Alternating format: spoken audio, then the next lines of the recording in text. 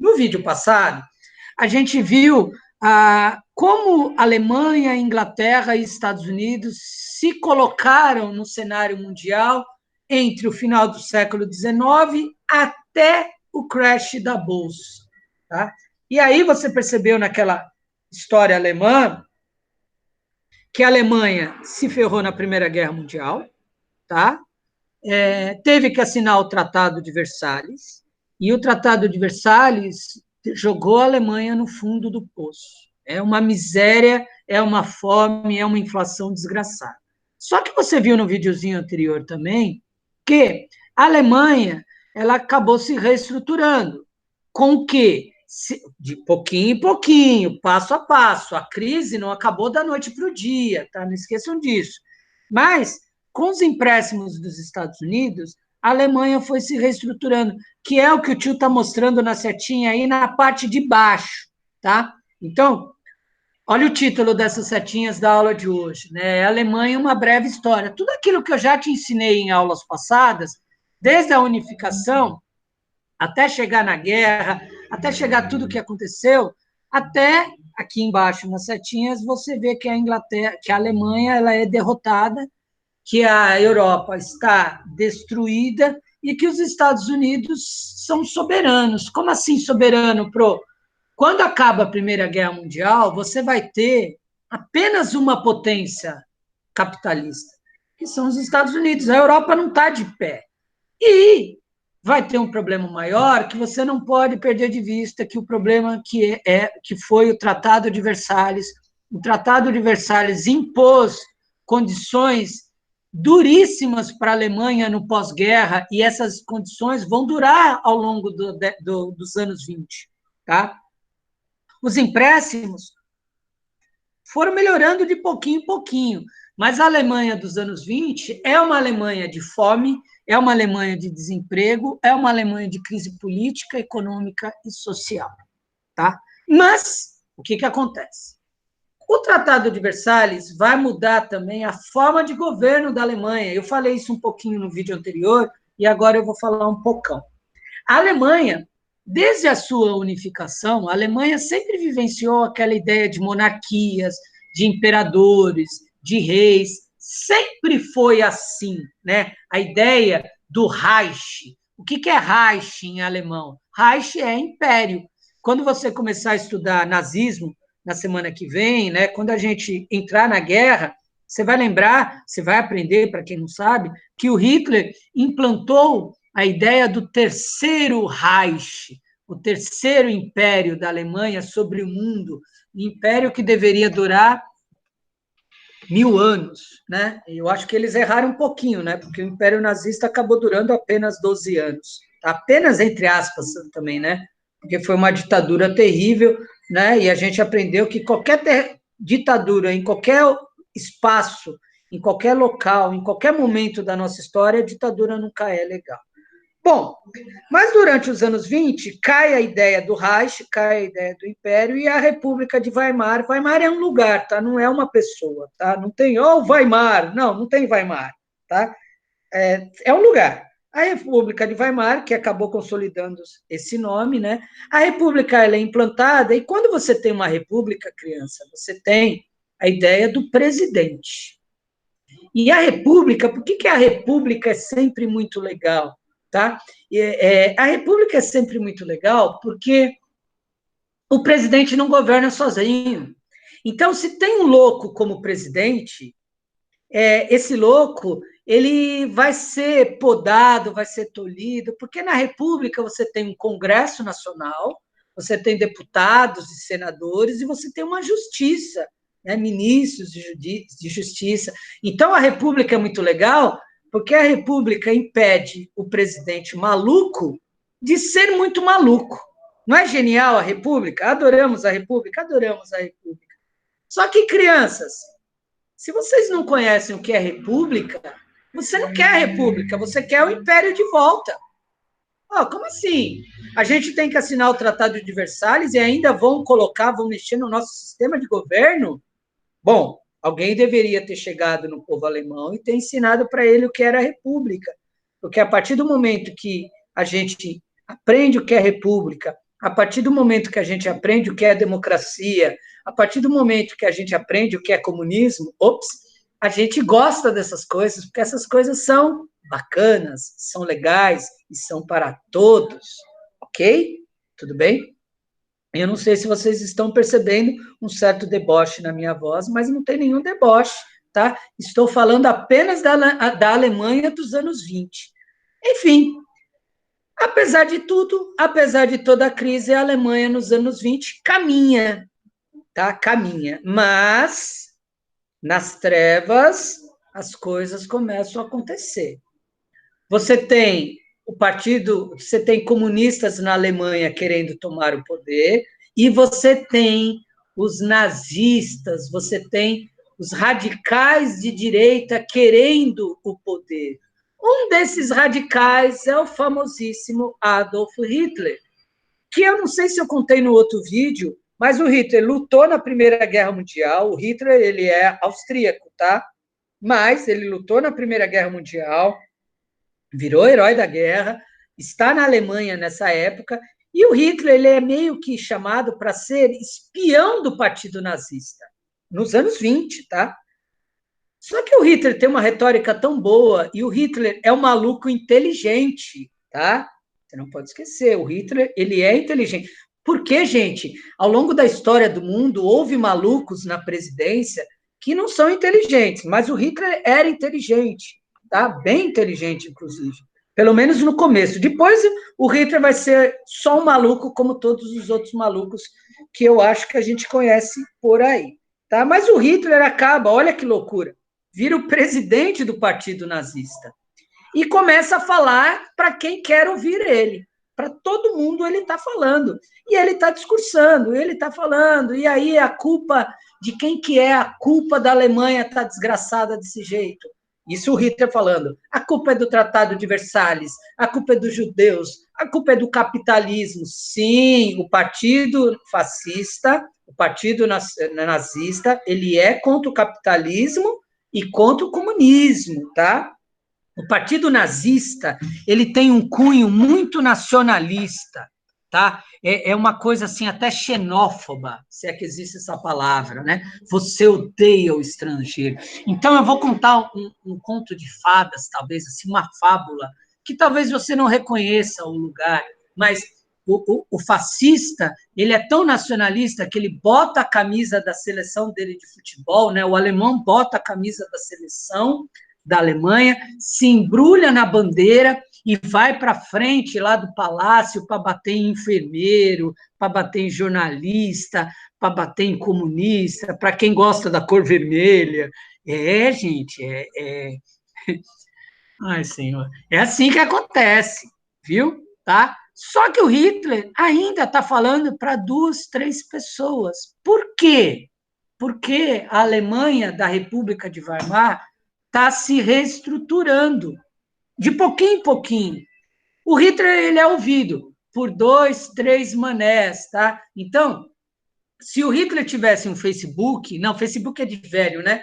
Se o Hitler tivesse um Instagram, o Hitler teria, nos anos 20, sei lá, 15 seguidores.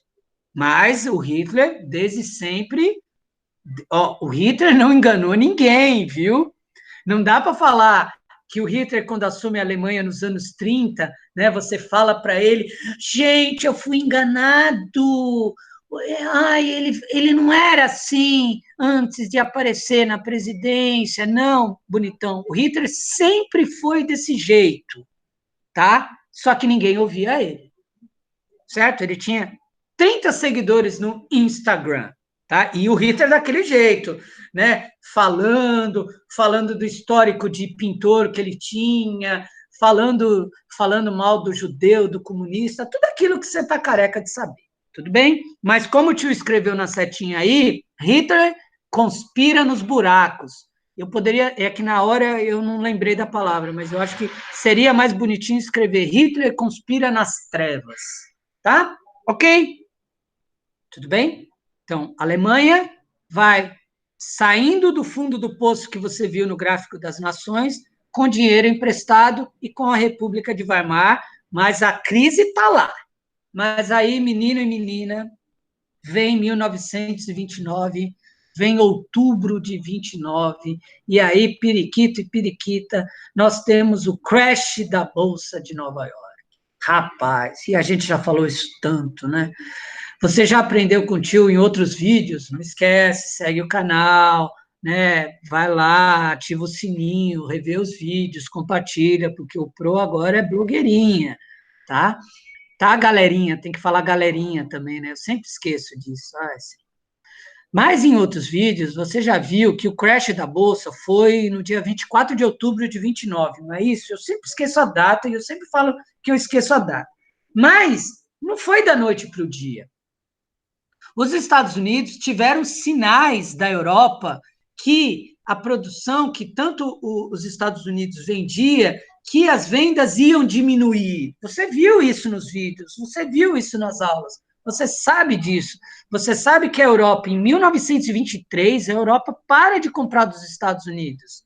Só que o empresário norte-americano continua fazendo o quê? Continua produzindo e continua vendendo ação da bolsa. E você, norte-americano, compra ação e você está lucrando, só que seu lucro está diminuindo e você não está percebendo. E aí, em outubro de 29, o crash da bolsa. O dinheiro os Estados já viu isso, vai ver os videozinhos, já viu isso. Você sabe que os Estados Unidos quebram. E no último vídeo você viu, no gráficozinho, os Estados Unidos despencam, porque a grana acabou. Não tem mais dinheiro, tá? Se não tem mais dinheiro nos Estados Unidos, como é que como os empréstimos serão feitos para os outros países? Te respondo, não serão feitos. E aí eu sei que você já está perguntando aí no seu quente lar, nessa manhã fria de outono, né? Estamos no outono já. Professor, como é que a Alemanha vai fazer sem empréstimo? E aí eu te respondo, não vai fazer, Zé. Você lembra aquela crise que começou com o final da guerra e que durou, de certa forma, os anos 20 inteiro, desemprego, fome, e foram caminhando, cambaleando. Quando vem o crash e o dinheiro some do mundo capitalista, a Alemanha despenca, cara. Mas despenca de um jeito que, caras, é assustador. É assustador. Você não tem o que comer. Assim, o povo alemão, ele tá. Os anos 20 já foi estranho para o europeu como um todo, né?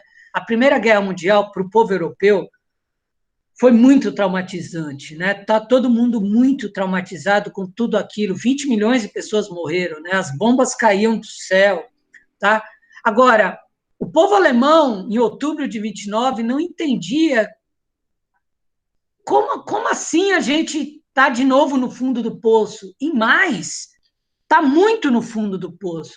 Ao ponto de você ver aqui, ó, na extrema esquerda da setinha, que o Pro escreveu aqui, uma crise econômica maior desaba sobre o povo alemão. E aí o Pro, sempre um poeta das palavras, coloca ali, a esperança do alemão, ela acaba.